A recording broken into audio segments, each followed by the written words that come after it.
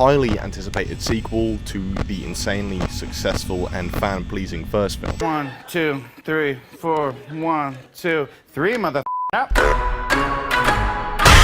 It was pretty inevitable that we were going to get this. However, I'm not the biggest fan. You idiot! I don't really like the Five Nights at Freddy's movie. And the big reason is because I really thought it was lacking in one of the quintessential elements that I loved in the games. The first 4 Five Nights at Freddy's games hold a special place in my heart, and since the 4th one, I've really not been able to get into it too much. The shift into stuff like Security Breach really doesn't interest me in the slightest, and I would kind of still keep up to date with stuff like Sister Location and whatnot, but every playthrough I'd watched got less and less interesting in terms of the game alone. The entire franchise seemed to turn into a PG-13 marketing, toy, plushy promotion more than a horror game. And that's not really a surprise because it's got such a young fan base, and that's why it makes sense that the film was a PG-13 horror movie. And I don't have any issue with that. I think you can make a very good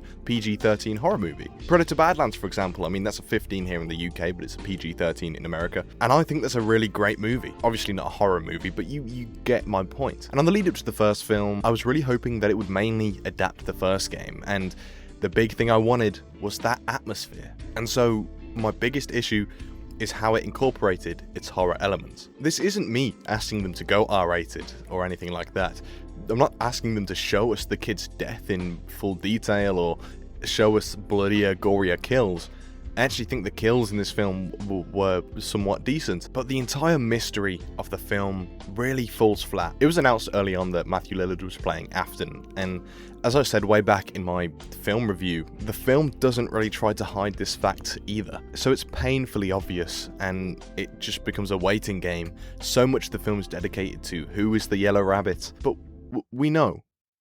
You've told us already in the opening credits who the Yellow Rabbit is. And I have other issues with the film, and I want to get in depth into my core issues with this and why I'm hoping and hopeful that the sequel will actually amend some of the issues. Because I have to say, from the way the crew have spoken about the sequel and the trailers for the second movie, they seem to be tackling the very complaints that I had. So, as I briefly mentioned, the biggest thing that I wanted from a FNAF movie was the atmosphere of the early games to be translated.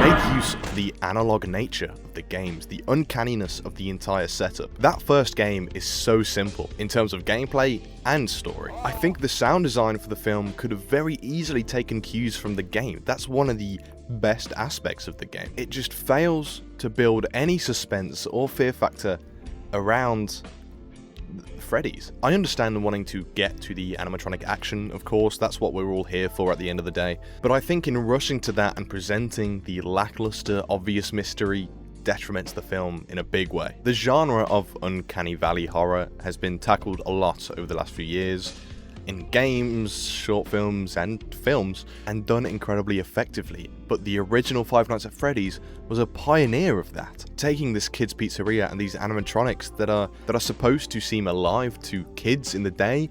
So why overnight do those very same animatronics seem alive still with the creepy eye movements? There is a great ambiance to the first 4 games, especially the original, and I think the film misses the mark on that in a big way, and I think the film missing that mark is my biggest issue with it. Whilst the design and the actual built set of the pizzeria is very well done, it looks great, there's no real eeriness to it at all. I actually think Willy's Wonderland does a great job at utilizing the uncomfortable atmosphere much more than this film does. Throughout the games, the atmosphere and creepiness also benefit the lore and the story that is subtly told. I mean, I remember all those creepy sound effects that are robotic yet somewhat human, and with the mystery that the film was doing, that would have gone hand in hand. Mike getting closer to answers about his brother after taking the job from Afton, but you could have easily built the mystery in a more atmospheric and suspenseful and creepy way. But sadly, in the film adaptation, There was never any moment or sequence where I was actually on the edge of my seat or remotely uncomfortable. I found the presentation of the animatronics to be really disappointing in the film as well. Whilst they look phenomenal and they're built to perfection, they never felt like an actual threat, and that's a big issue. The film seemed totally unable to make up its mind about them being scary or empathetic, and of course you can do both, but the film fails at both. What did I do wrong? The big moment being the fort building. I mean, this just took any element of fear that was remotely being attempted completely out of the film for me. And how was I supposed to be scared of them after that? They could have utilized Abby's connection with them and built tension through the element of dread, never knowing are they going to turn suddenly, but once again, the film just isn't interested in that. I've spoken before about hating the glowing orange eyes, but the lighting overall lets them down massively. In the games, the camera angles and the way we're shown these creatures is so unsettling. But rather than using lighting and interesting camera angles to show the unnaturalness, the uncanniness, and the creepiness of these animatronics that should not be moving around, the film takes a more theme park approach, much closer to the likes of Security Breach. And I find that considerably less interesting and engaging, treating them as iconic figures in recognition alone and riding off that the entire film. It feels like a theme park ride, and I like that in some ways, but dislike it in a lot of others. Another huge thing that I felt a bit let down by, surprisingly, actually is the lack of jump scares. What? I'm as much of a critic of overused jump scares as the next guy, but this is Five Nights at Freddy's. The franchise is infamous for those very things.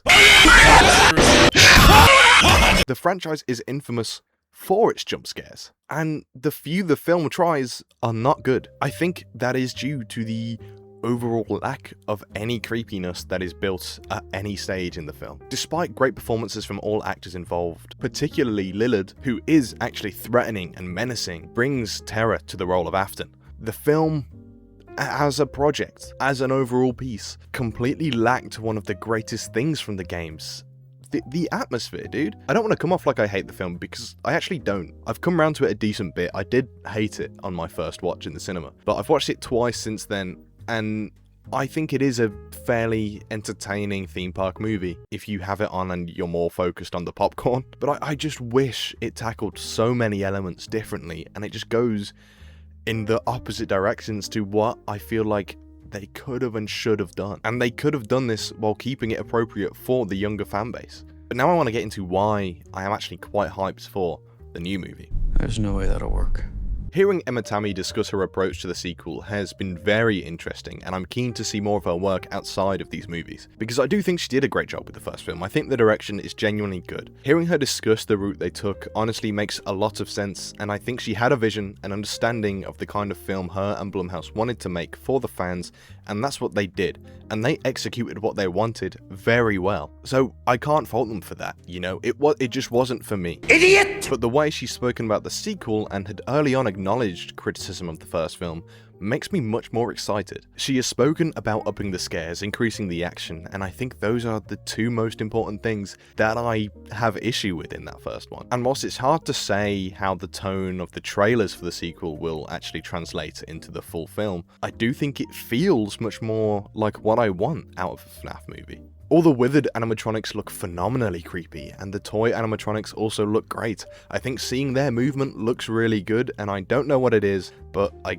guess their toyish nature does just carry more of that uncanniness that I would want from one of these. Seeing their over-shininess in a derelict pizzeria and in public just does something right for me. There seems to be much more movement from them too, and I would absolutely take some borderline tacky looking movement to have practical action as opposed to CGI. There feels like an increase in the creepy atmosphere in the way the trailers are shown. I don't know how big of a role McKenna Grace is going to have here, but whatever sequence she's a part of, where her and her friends are in the venue and filming, is exactly what I wanted from the first film. The brief glimpses of the puppet, I think, are awesome. I know that the puppet is an integral part of the lore, and so far it looks incredibly well realized in very creepy fashion. Of course, I'm most excited for the return of Matthew Lillard, and I hope we see him as Springtrap post first movie, not just in flashbacks. And most of what we have seen so far has been flashbacks, but I'm sure there'll be a bit after, because I am intrigued with the deeper lore about Afton. And of course, we've got Skeet Ulrich in the film. It's a Scream, baby. And as a Scream fan, having these two in a film together once again is just a lot of fun.